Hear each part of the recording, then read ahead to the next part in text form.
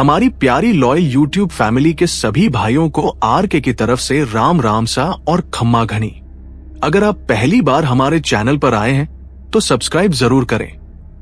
यहां हर कहानी डर से भरपूर होगी जो आपको अंदर तक हिला कर रख देगी।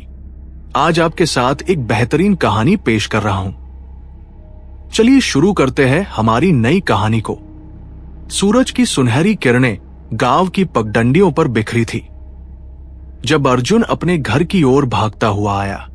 उसकी आंखों में चमक थी और हाथ में एक लिफाफा जो उसकी जिंदगी का सबसे बड़ा सपना लिए हुए था। अम्मी, अम्मी, उसने उत्साह से पुकारा। दरवाजे पर रुकते ही उसकी मां साड़ी का पल्लू समेटते हुए बाहर आई और बोली, क्या हुआ अर्जुन, इतनी हड़बड़ी क्यों? अर्जुन ने लिफाफा मां के पैरों के पास रखा, उनके चरण छूकर बोला, मां, मेरी नौकरी लग गई, फॉरेस्ट ऑफिसर बन गया हूं। मां की आंखें खुशी से नम हो गई।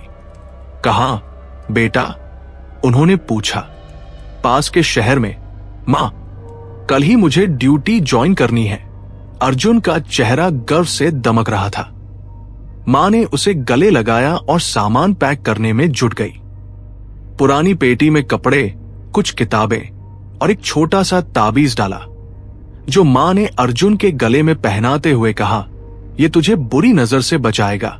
रात भर अर्जुन के मन में उमंग थी। वो जंगल की सैर, हरे भरे पेड़ों और नई जिम्मेदारी के सपने देखता रहा। सुबह की पहली किरण के साथ अर्जुन ने अपनी मां को प्रणाम किया और जंगल की ओर चल पड़ा।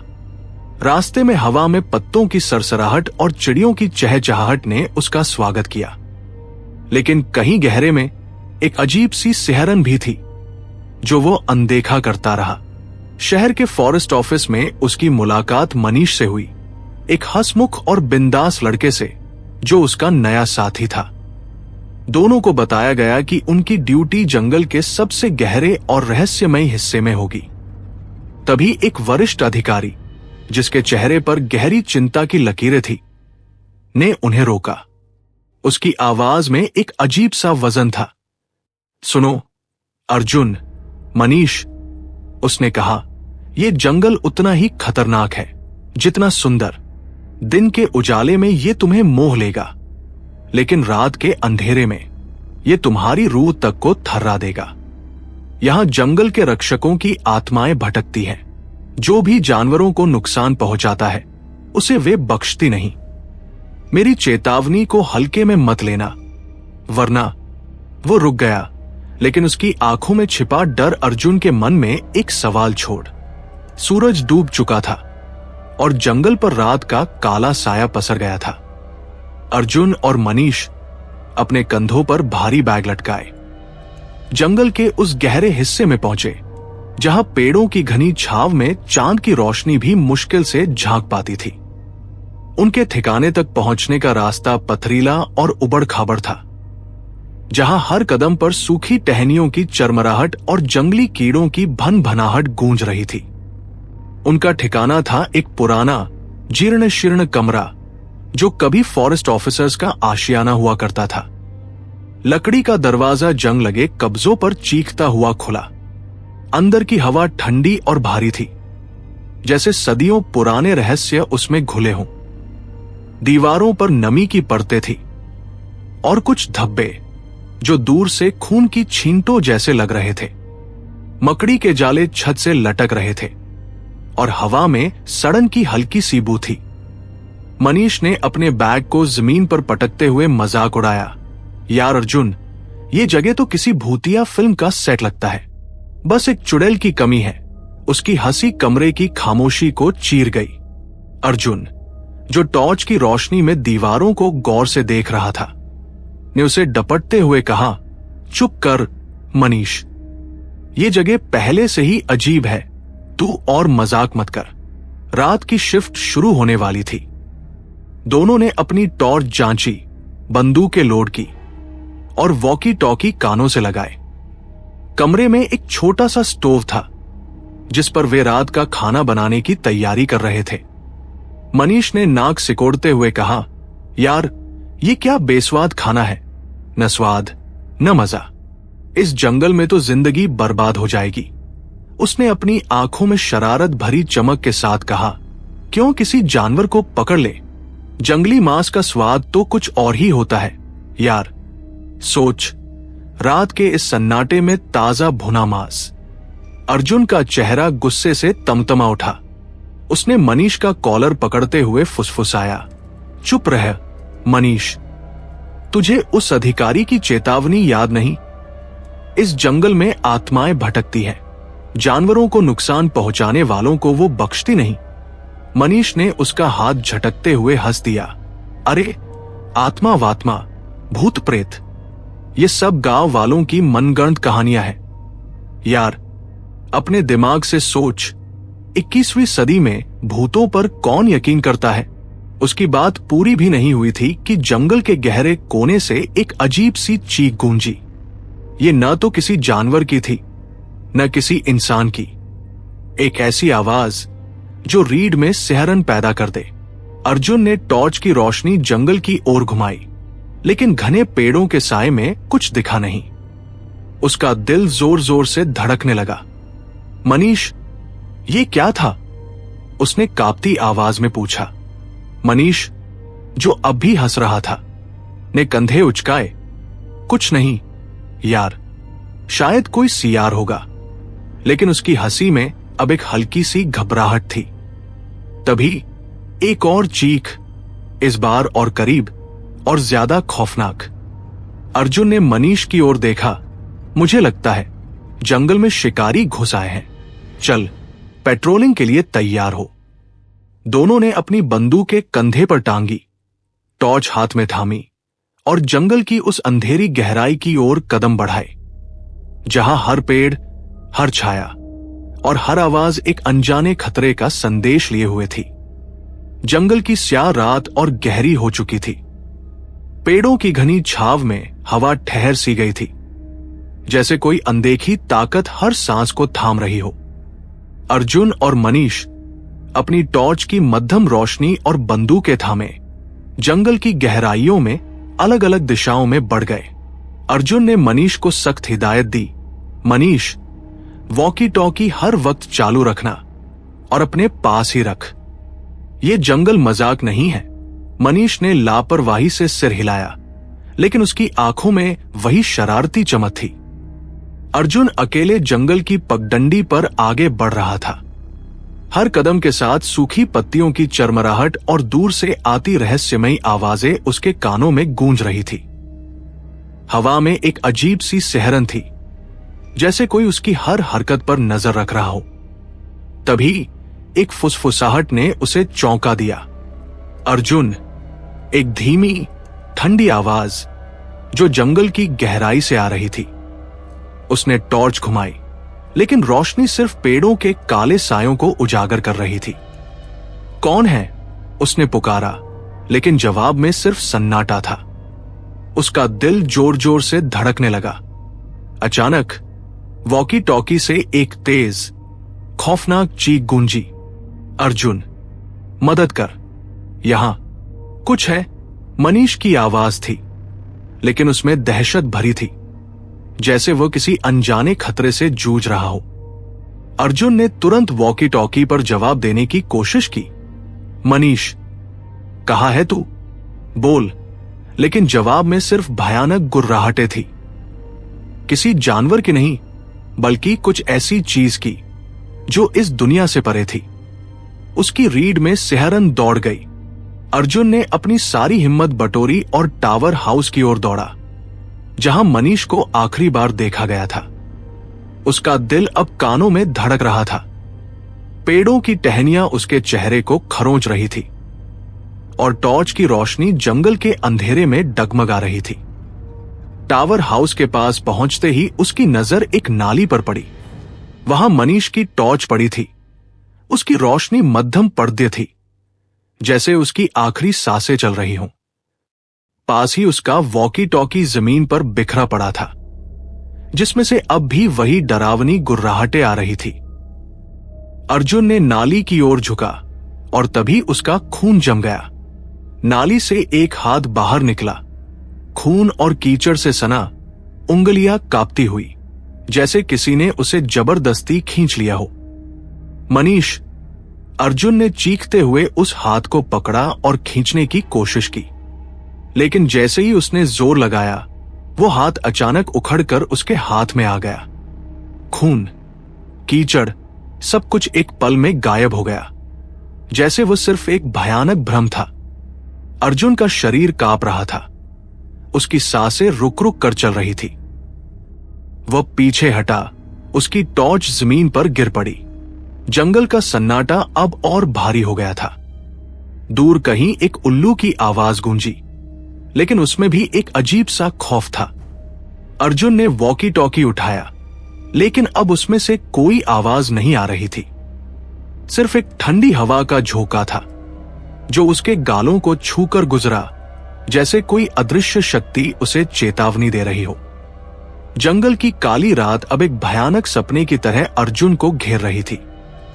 टावर हाउस के पास खून से सना वो उखड़ा हुआ हाथ, जो पल भर में गायब हो गया था, अर्जुन के मन में एक तूफान खड़ा कर गया। उसका दिल दहशत से धड़क रहा था और उसकी सांसें ठंडी हवा में भाप बनकर उड़ रही थी। मनीष, मनीष, उसने चीख कर पुकारा, लेकिन जवाब में सिर्फ जंगल का भयावह सन्नाटा था। पेड़ों की छायाएं चांदनी में नाच रही थी, जैसे कोई अनदेखी शक्ति उसे ताने मार रही हो। तभी अंधेरे के बीच से एक कांपती, टूटी फूटी आवाज गूंजी, अर्जुन, मुझे बचा, वे मुझे मार डालेंगे। ये मनीष की आवाज थी, लेकिन उसमें ऐसा दर्द और डर था कि अर्जुन का खून जम गया। वो आवाज जंगल की गहराई से आ रही थी, जैसे कोई उसे बुला रहा हो। अर्जुन ने अपनी सारी हिम्मत बटोरी और उस आवाज की दिशा में दौड़ पड़ा। उसकी टॉर्च अब भी जमीन पर पड़ी थी और अंधेरे में सिर्फ उसकी धड़कनें ही उसका साथ दे रही थी। हर कदम के साथ जंगल और खामोश होता जा रहा था। सूखी टहनियां उसके जूतों तले चटक रही थी, लेकिन अब कोई पक्षी, कोई कीड़ा, यहां तक कि हवा की सरसराहट भी गायब थी। तभी उसे लगा कि कोई उसके पीछे है। एक ठंडी सिहरन उसकी रीढ़ से उतरकर पूरे शरीर में फैल गई। उसने डरते डरते पीछे मुड़कर देखा, लेकिन वहां सिर्फ काले साए थे, जो पेड़ों के बीच लहरा रहे थे। कौन है वहां? उसने कांपती आवाज में पूछा, लेकिन जवाब में सिर्फ उसकी अपनी गूंज लौटी। अचानक एक ठंडी हवा का झोंका उसके गालों से टकराया, इतना ठंडा कि उसका चेहरा सुन्न पड़ गया। उसे एहसास हुआ वो इस जंगल में अकेला नहीं था। कुछ था जो उसकी हर सांस, हर कदम को देख रहा था। उसने अपनी जेब से माचिस निकाली, कांपते हाथों से एक तीली जलाई, लेकिन तभी एक चमगादड़ तेजी से उसके पास से गुजरी। उसके पंखों ने माचिस को जमीन पर गिरा दिया और वह छोटी सी रोशनी भी बुझ गई। अर्जुन अब पूरी तरह अंधेरे में था और उसका डर अब उसे निगल रहा था। तभी फिर से वही आवाज, इस बार इतनी करीब कि वो उसके कानों में सुई की तरह चुभी। अर्जुन, वे मुझे खा रहे हैं। मनीष की आवाज में दहशत थी, दर्द था और एक ऐसी बेबसी जो अर्जुन के दिल को चीर गई। उसने सामने देखा और वहां एक प्राचीन बरगद के पेड़ की टहनियों से लटकती हुई मनीष की लाश थी। उसका चेहरा कीचड़ और खून से सना था। उसकी आंखें, ओह, वे खाली थी, जैसे किसी ने उसकी रूह को नोच लिया हो। उसके मुंह से खून की बूंदें टपक रही थी और उसका शरीर हवा में हल्के हल्के झूल रहा था। अर्जुन के पैर जमीन में गड़ गए, उसकी सांसें रुक सी गई। मनीष, उसने फुसफुसाया, लेकिन उसकी आवाज डर में डूब गई। वो अपने दोस्त की उस हालत को देखकर कांप रहा था। जंगल की काली रात अब एक भयानक दुस्वप्न में बदल चुकी थी। बरगद के पेड़ पर लटकी मनीष की लाश को देखकर अर्जुन का शरीर ठंडा पड़ गया था।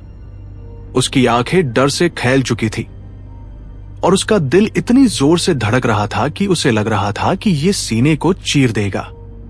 मनीष का चेहरा कीचड़ और खून से सना, उसकी खाली आंखें, और मुंह से टपकता खून। ये सब अर्जुन के लिए एक ऐसी सच्चाई थी जिसे वह स्वीकार नहीं कर पा रहा था। उसकी सांसें रुक रुक कर चल रही थी और उसकी आवाज गले में अटक गई थी। मनीष, ये तू नहीं हो सकता, उसने कांपते होठों से फुसफुसाया, लेकिन जवाब में सिर्फ जंगल का सन्नाटा था। तभी हवा अचानक रुक गई। पेड़ों की पत्तियां थम गई, जैसे जंगल सांस रोककर किसी भयानक घटना का इंतजार कर रहा हो। अचानक एक तेज डरावना तूफान उठा। पेड़ झुकने लगे और हवा में एक भयंकर गर्जना गूंजी। उस तूफान के बीच से एक ऐसी आवाज आई जो अर्जुन की रूह तक को हिला गई। इसने जानवरों को मारने का मजा लिया। आवाज इतनी ठंडी और गहरी थी कि वह जंगल की हर कोर तक समा गई। अब जानवर इसे नोच नोच कर खाएंगे। अर्जुन के पैरों तले जमीन खिसक गई। तूफान के बीच से एक भयानक आकृति प्रकट हुई, एक चुड़ैल, जिसका रूप देखकर अर्जुन की सांसें थम गई। उसके सिर पर जंगल की कंटीली बेलें लिपटी थी, जैसे कोई प्राचीन शक्ति उसमें बसती हो। उसके पैर उल्टे थे और उनसे पेड़ों की जड़ें बाहर निकल रही थी, जो जमीन को चीर रही थी। उसके शरीर पर पत्ते उगे थे, जिनसे गाढ़ा काला पानी टपक रहा था, जैसे वह जंगल की आत्मा का हिस्सा हो। उसकी आंखें, वे पूरी तरह काली थी, बिना किसी पुतली के, जैसे दो गहरे गड्ढे जो अर्जुन की आत्मा को निगल लेना चाहते थे। उसका चेहरा झुर्रियों से भरा था और नुकीले खून से सने दांत चमक रहे थे। वो एक डरावनी राक्षसी हंसी हंस रही थी, जो जंगल में गूंजकर अर्जुन के कानों में चाकू की तरह चुभ रही थी। नहीं, अर्जुन ने चीखते हुए अपने डर को दबाया और अपनी सारी हिम्मत बटोरकर गांव की ओर दौड़ पड़ा। उसके पीछे चुड़ैल थी। उसकी हंसी हवा में तैर रही थी, जैसे वो जंगल का हर पेड़, हर पत्ता उसका पीछा कर रहा हो। अर्जुन की सांसें खुल रही थी। उसका चेहरा पसीने से भीग गया था और उसकी आंखों में सिर्फ एक ही ख्याल था, घर पहुंच जाओ, वहां सुरक्षित हो जाओ। वो किसी तरह अपने गांव की दहलीज तक पहुंचा। उसने कांपते हाथों से दरवाजा खोला और अंदर घुसते ही सारी खिड़कियां और दरवाजे बंद कर दिए। वो जमीन पर बैठ गया, अपनी सांसों को काबू करने की कोशिश करते हुए। मैं सुरक्षित हूं, मैं सुरक्षित हूं, वो खुद को समझा रहा था, लेकिन उसका दिल अब भी दहशत में डूबा था। तभी बाहर फिर से वही तूफान उठा। हवा इतनी तेज थी कि घर की दीवारें कांपने लगी। अचानक एक जोरदार धमाके के साथ दरवाजा टूटकर जमीन पर गिर गया। अर्जुन की चीख गले में अटक गई। दरवाजे पर एक काली परछाई खड़ी थी, लंबी, भयानक और इतनी ठंडी कि उसकी मौजूदगी से कमरे का तापमान गिर गया। वो धीरे धीरे अर्जुन की ओर बढ़ रही थी और हर कदम के साथ उसकी साए जैसी आकृति और साफ होती जा रही थी। अर्जुन का शरीर पसीने और डर से कांप रहा था। उसकी आंखें उस परछाई पर टिकी थी और उसे लगा कि वो उसे कहीं देख चुका है। अर्जुन अपने घर के टूटे हुए दरवाजे के पास जमीन पर सिकुड़ा हुआ बैठा था। उसका शरीर डर से कांप रहा था। काली परछाई, जो अभी कुछ पल पहले उसके सामने खड़ी थी, अब भी उसकी आंखों में तैर रही थी। उसका चेहरा, वह चेहरा जो इतना भयानक फिर भी इतना जाना पहचाना था। उसकी सांसें तेज थी और उसका दिल दहशत के मारे जोर जोर से धड़क रहा था। कमरे की ठंडी हवा उसके पसीने से भीगे चेहरे को छू रही थी और हर छोटी सी आहट उसे चौंका रही थी। अचानक उसकी नजर दीवार पर टंगी एक पुरानी धूल भरी तस्वीर पर पड़ी।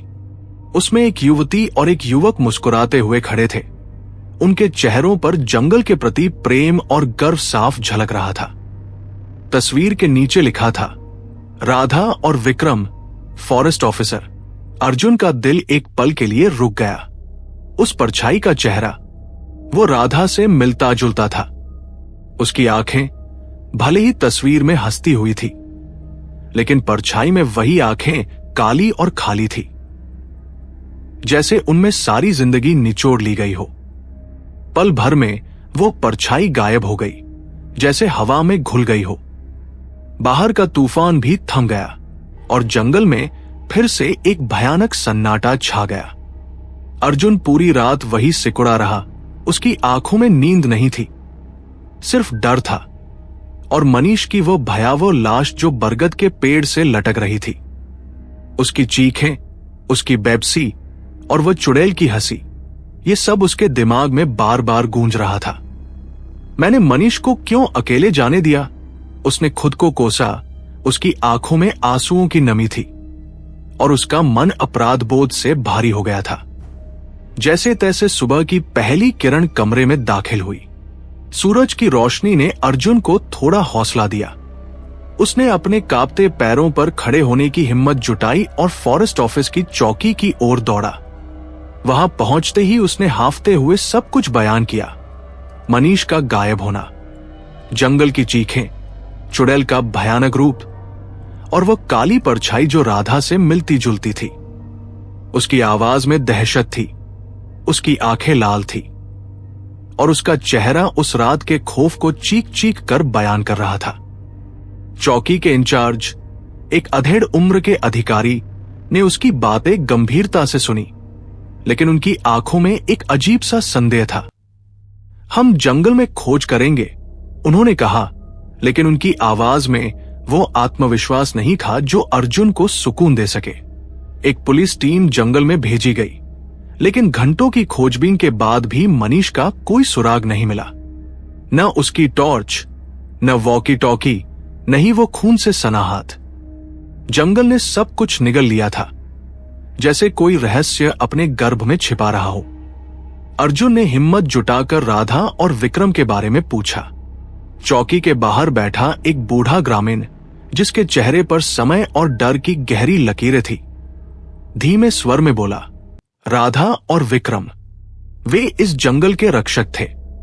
राधा को जंगल के हर जानवर से प्यार था और विक्रम उसका साथी था, न सिर्फ जिंदगी में बल्कि जंगल की रक्षा में भी।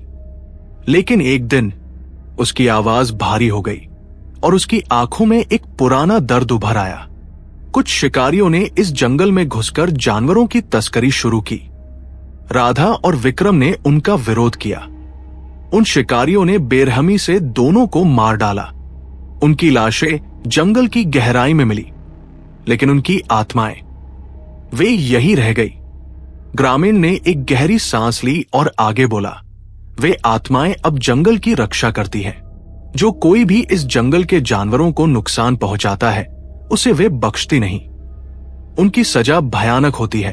बेटा, शायद तुम्हारे दोस्त ने कोई गलती की होगी। उसकी आवाज में डर के साथ साथ एक अजीब सी श्रद्धा थी, जैसे वो उन आत्माओं को सम्मान देता हो। अर्जुन का मन डूब गया। उसे मनीष की वो बातें याद आई। जंगली मांस खाने की लालच, जानवरों को पकड़ने की हंसी मजाक। अर्जुन का चेहरा पीला पड़ चुका था। उसकी आंखों में नींद की जगह डर ने कब्जा कर लिया था। फॉरेस्ट ऑफिस की चौकी पर ग्रामीणों की बातें उसके दिमाग में चक्कर काट रही थी, जैसे कोई भयानक सत्य बार बार उसे चेतावनी दे रहा हो।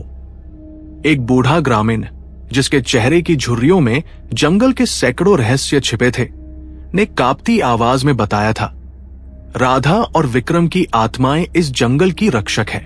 जो कोई भी यहाँ के जानवरों को नुकसान पहुंचाता है, उसे उनकी सजा मिलती है। उनकी लाशें पेड़ों से लटकी मिलती है और जंगल के जानवर उनके मांस को नोच नोच कर खा जाते हैं।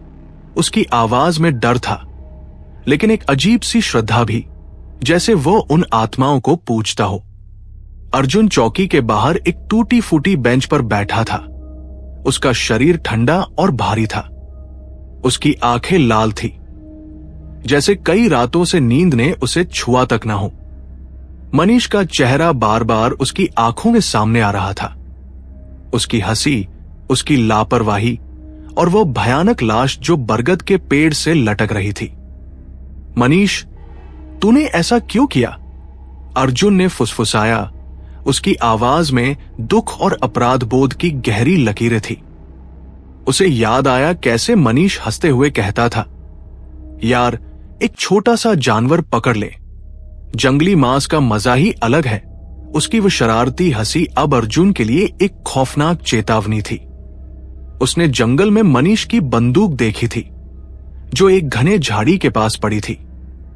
पास ही जमीन पर एक हिरण के ताजा पंजों के निशान थे और बंदूक का निशाना उसी ओर था।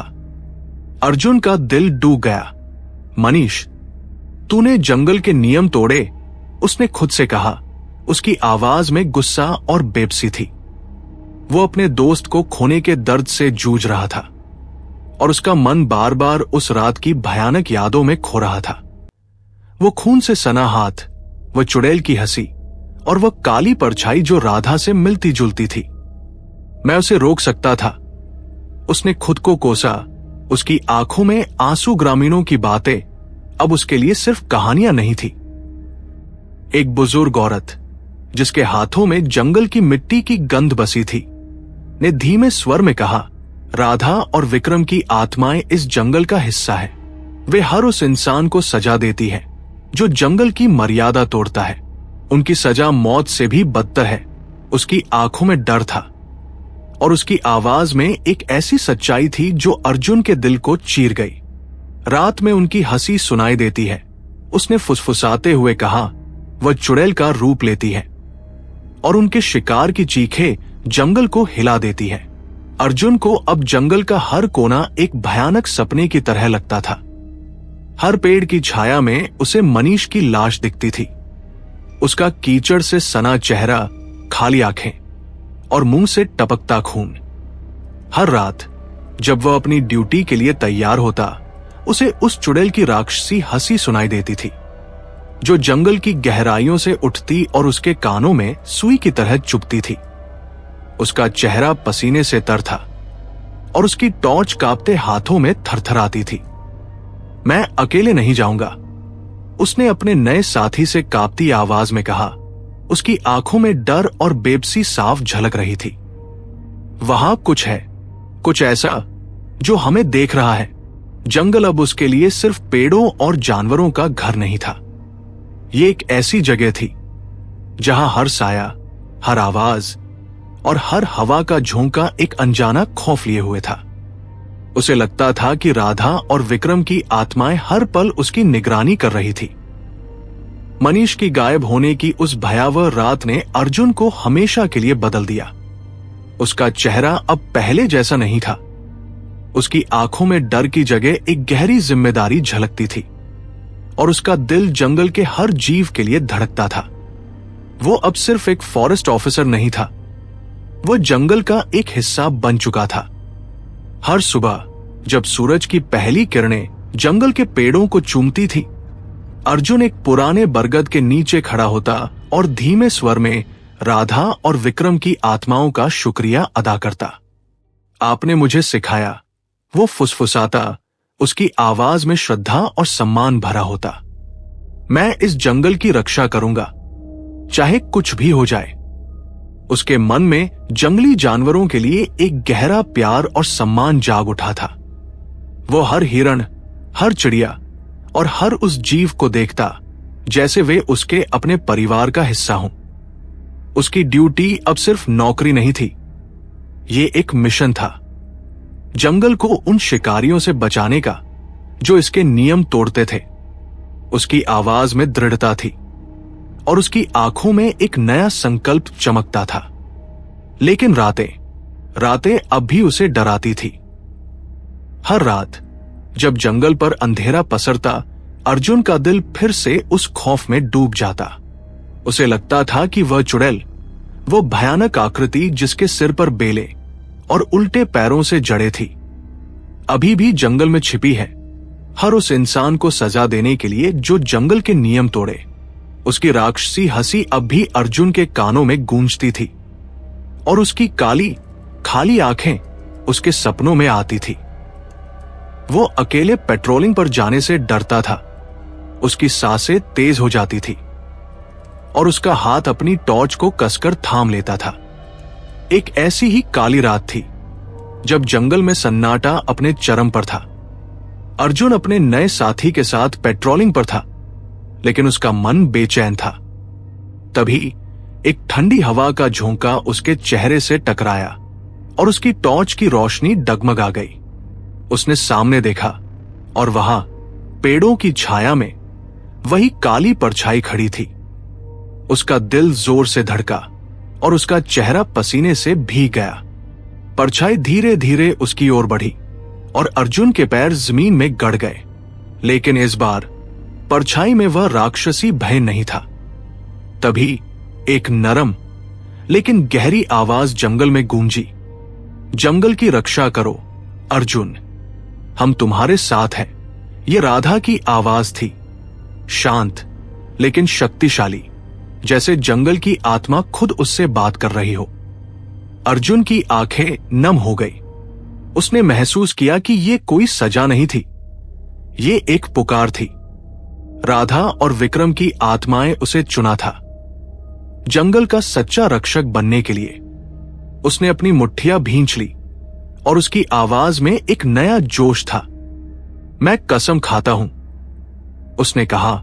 उसकी आवाज में दृढ़ता और भावनाओं का मेल था। मैं कभी जंगल के नियम नहीं तोड़ूंगा, मैं इसका रक्षक हूं। उस रात के बाद अर्जुन बदल गया।